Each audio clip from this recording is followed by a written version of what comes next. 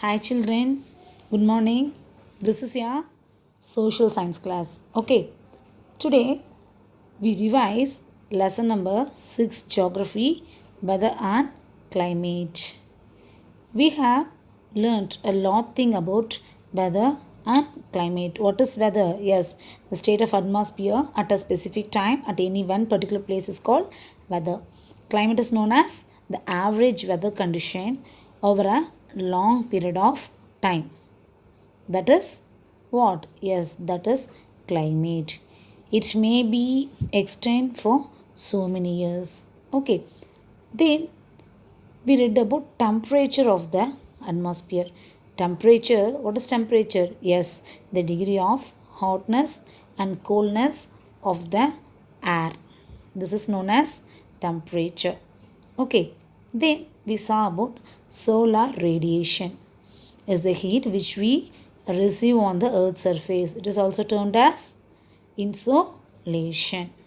Okay, then next we saw about torrid zone, temperate zone, frigid zone.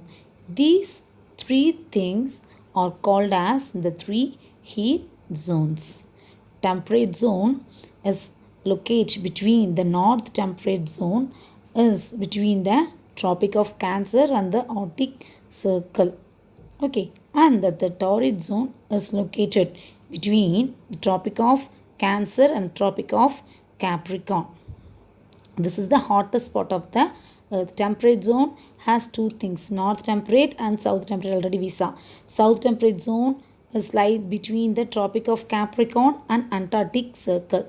Then frigid zone we know that is in North Pole and another one is in South Pole. There are two things, south frigid zone and north frigid zone.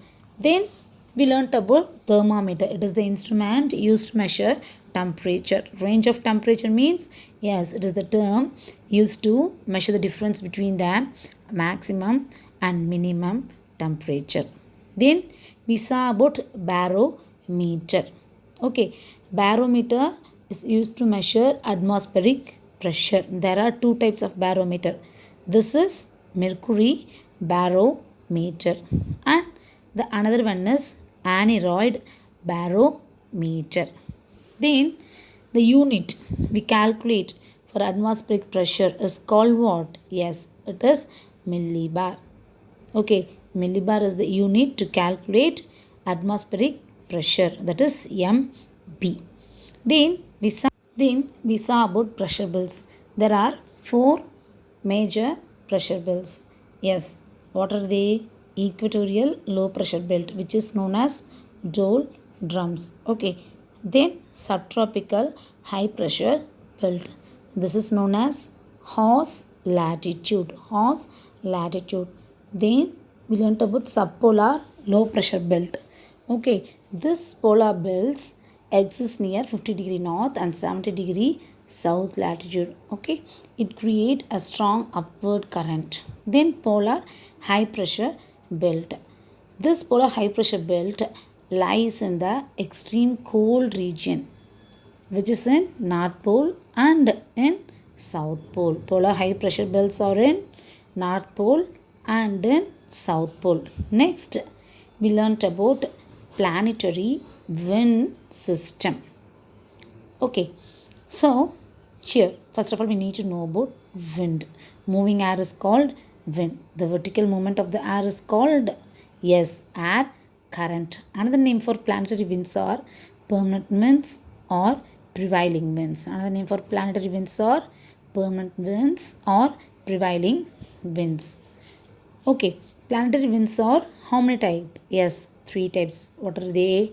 First one is trade winds. Another one is westerlies. The final thing is polar winds. So westerlies, another name is anti-trades because they blow opposite direction of the trade winds. Then polar winds are also known as polar east lights because they blow from the east direction. They blow from the which direction? Yes, they blow from the east direction. Then next we saw about local storms. Okay, what are local storms? Yes, tornado, hurricane and typhoons. These three things cause extreme dangerous to the people life and property. Okay, then we learnt about humidity. What is humidity, children? Yes, the amount of water vapor present in the air is called humidity. Okay, there are two types of humidity. What are they, dears? Yes, absolute humidity and relative humidity. We can calculate this humidity by using an instrument called hygrometer. By using an instrument called hygrometer. Then the next topic is evaporation. What is evaporation, children? Yes, evaporation is the process that changes liquid into water vapor. Okay, this evaporation take place, everywhere, every time, and in all temperature. Okay, this is known as what? Evaporation. Then we will see about condensation. If the temperature of the saturated air reaches below the dew point, the water vapor begins to change into which one? Change into droplets of water. This process called what, children? Yes, this process called condensation. Condensation takes place around the dust particles in the air.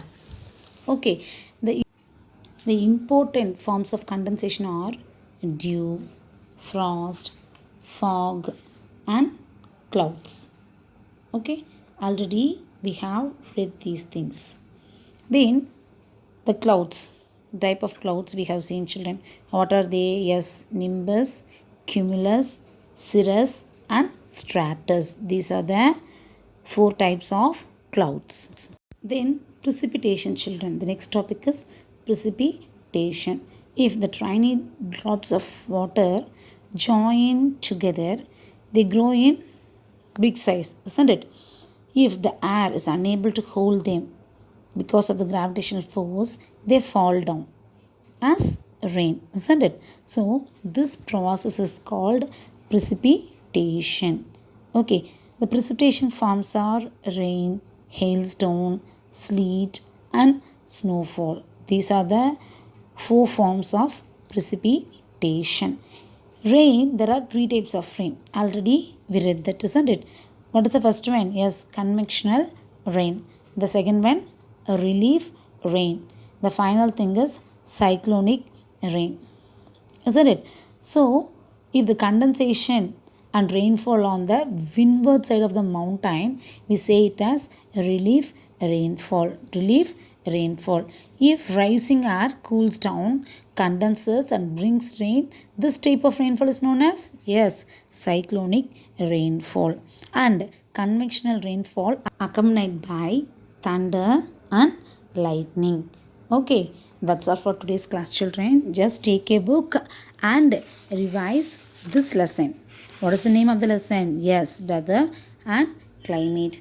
Read well for your upcoming post-midterm fun. Okay, all the best, dears. Thank you. Be safe at home.